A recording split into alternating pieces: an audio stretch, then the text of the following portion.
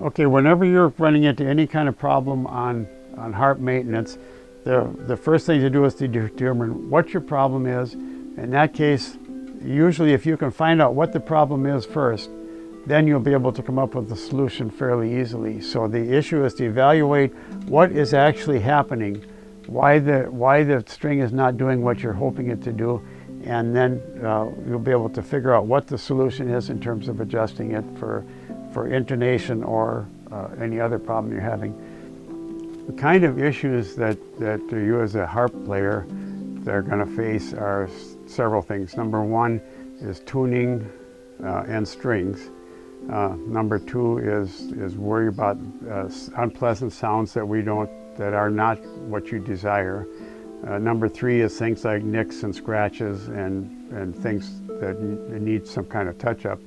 And number four is things like major structural issues, which I won't go into because that area would require a professional harp assistance. But the first three areas are things in which the ordinary harp owner should be able to fix and handle on their own.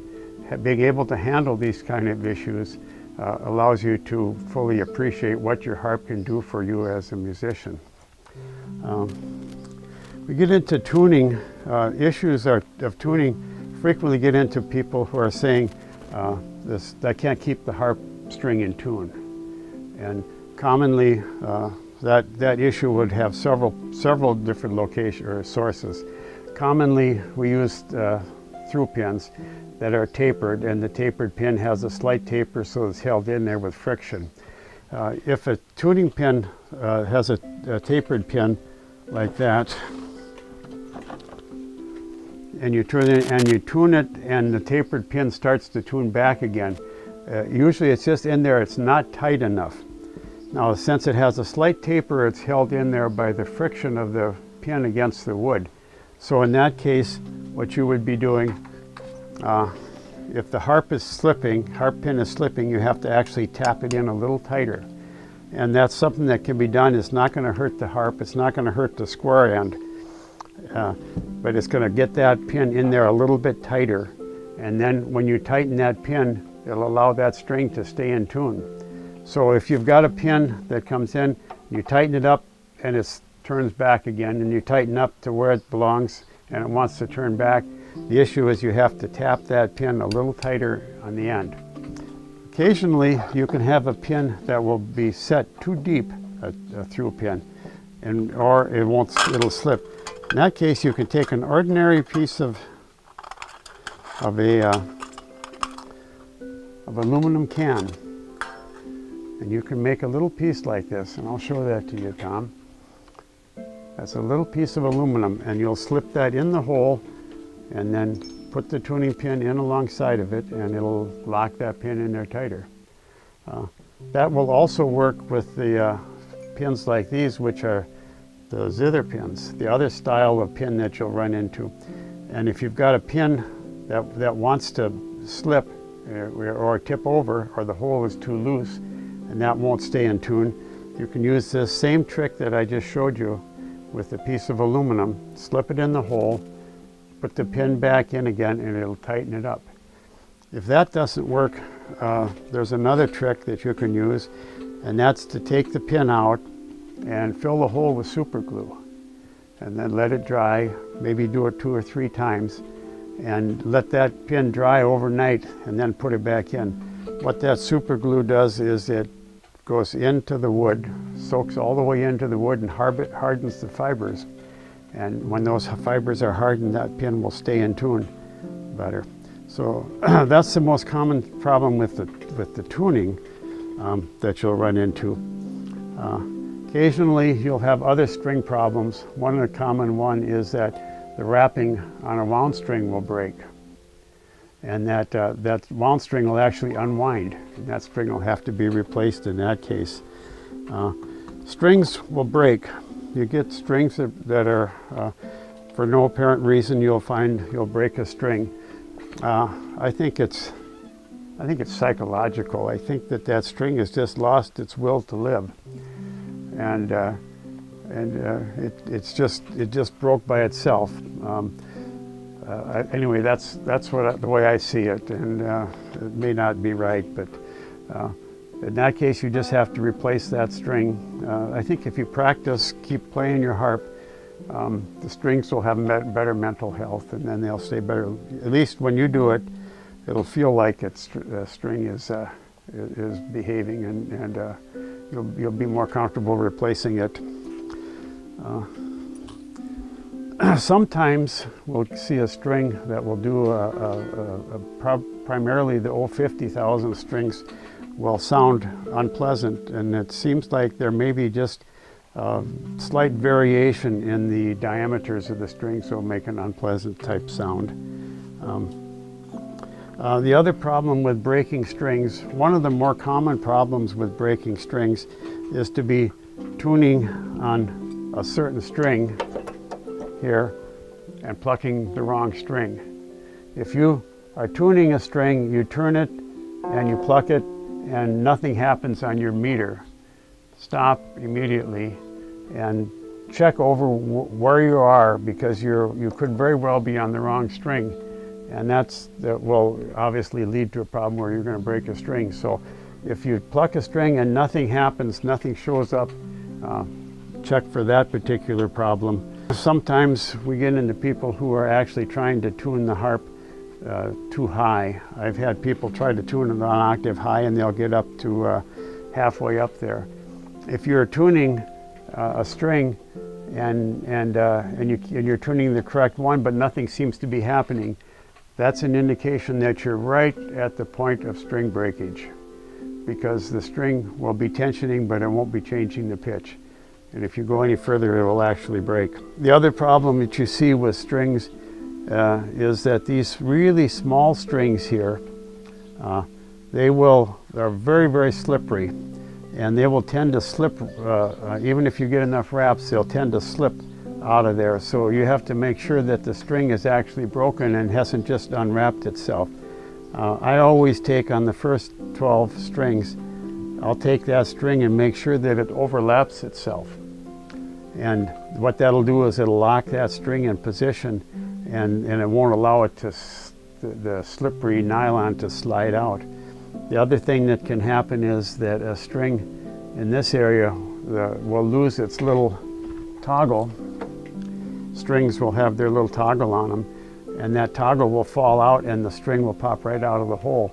That string hasn't actually broken, it's just lost the little piece of extra nylon that's stuck in the knot to keep it from coming through. So that's the most common problems. We send a full set of strings with each harp, so that should give you enough strings. The first, depending on the string chart, which we have posted on our website for each harp, so you find the string chart, there's a certain number of strings, anywhere from 4 to 5 to 3 or 4, that are the same size. So those sizes are interchangeable. So any of the correct size will be usable if it's the right color, reds and blues. All Stoney05 harps come with a string chart. If you have a Stoney05 harp, you can download the string chart from our website, from the resources tab of our website. The issue to remember is that all of the strings are counted from the shortest small strings as number 1 down to the lowest string as number 29 or whatever it is. So the red ones, of course, are going to be your C's, and the blue ones are going to be your F's. The third common problem that harp players will run into is having unpleasant sounds. That'll be buzzes or chips or sounds that are not what you're hoping to hear from a harp. Most common causes of buzzings is in the sharping levers. We go into that with when we're talking about installing sharping levers, so we can reference that particular video too.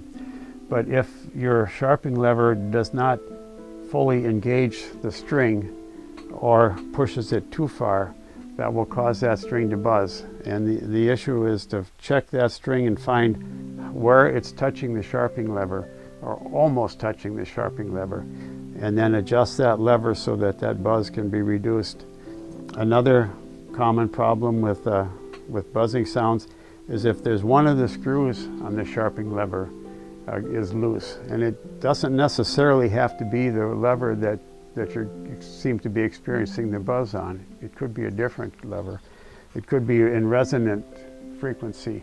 So if you get a buzz that seems you're unable to locate and doesn't seem to be associated with the string that you're playing, then you can check, make sure all of the screws on your sharpening levers are tight.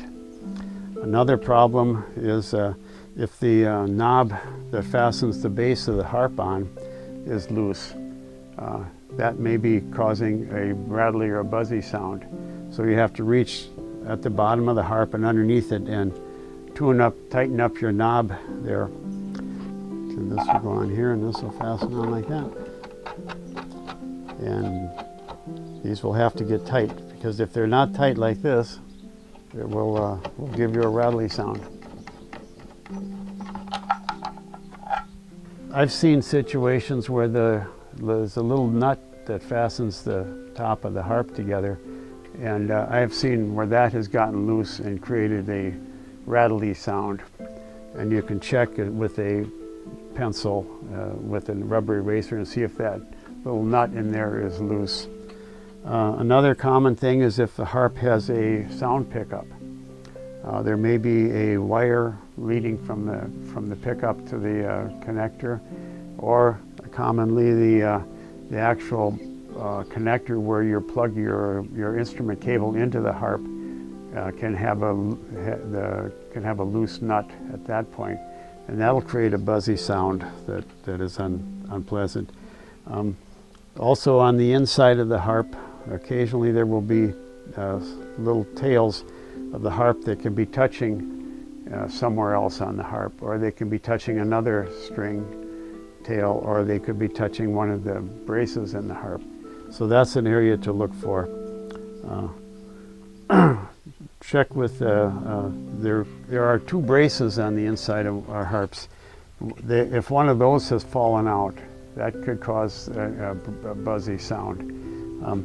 Frequently, when the harp, after the first year or as the harp ages, the soundboard will make a nice, pleasant arch to it.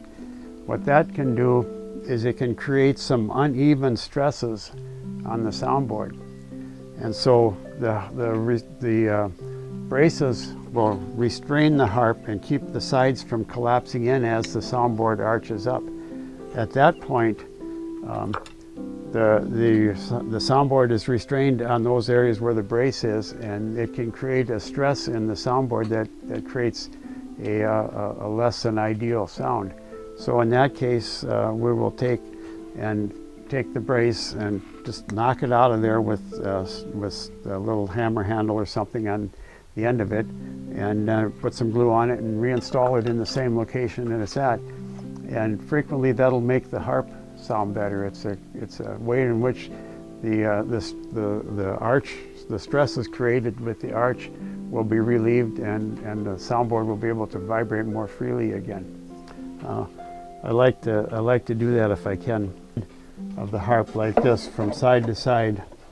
What they do is when these braces are the sides cannot collapse in as the soundboard comes up. So the soundboard will rise up and it'll tighten it up onto the brace, and then the brace will keep it from coming up any further. It'll allow you to get a nice, even, smooth arch to the soundboard. So our harps have from 1 to 3 of these braces on the inside.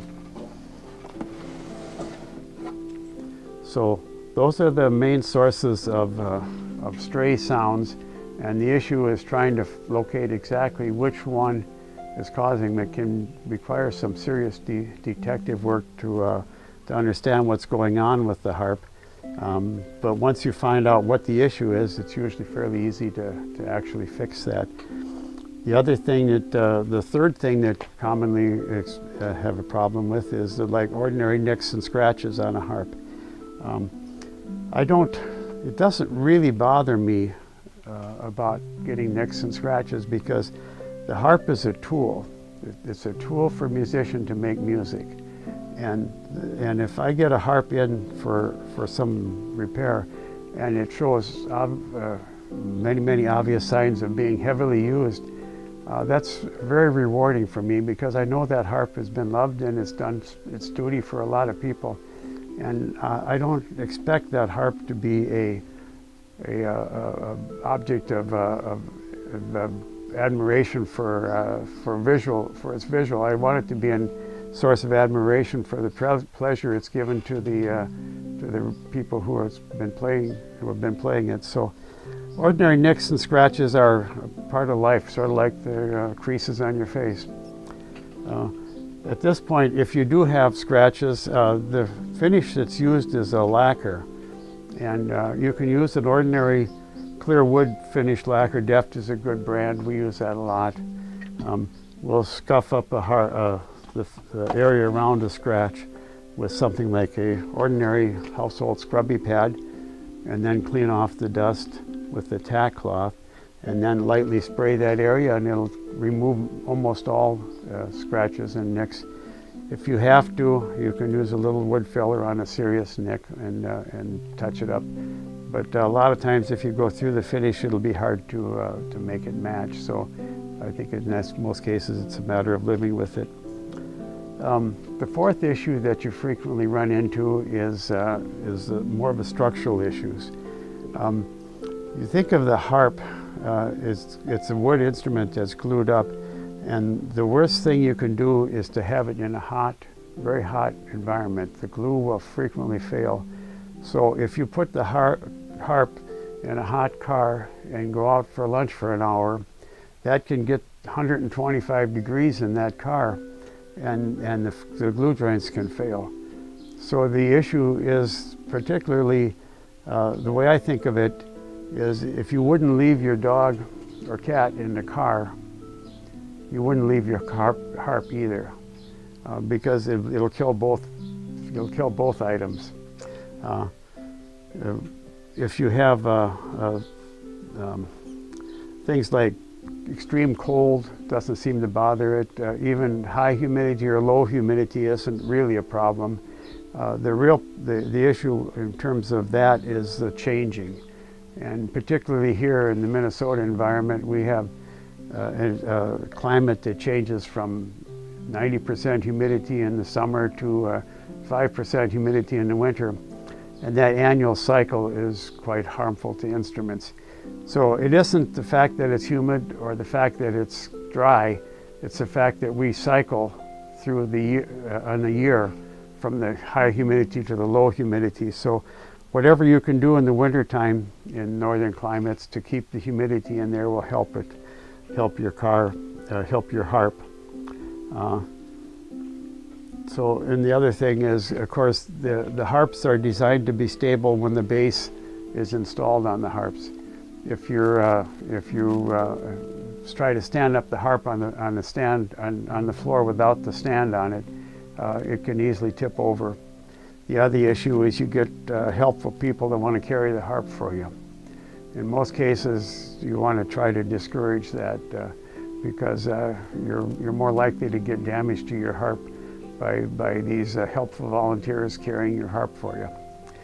If you get into any of the really serious structural issues like a failure of your joint or a failure of your bottom, then you're going to need to get some kind of professional help. And we've restored harps of ours that are 35 years old and successfully brought them back into service.